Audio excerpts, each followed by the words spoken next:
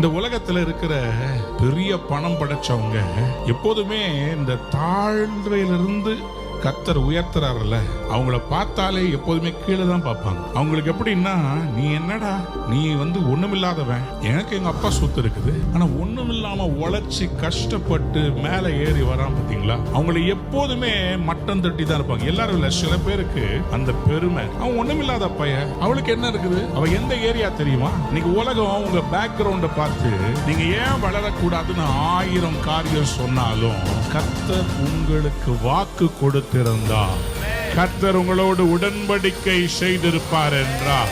If the promise is with a person, God will pull him out to a broad place of greatness.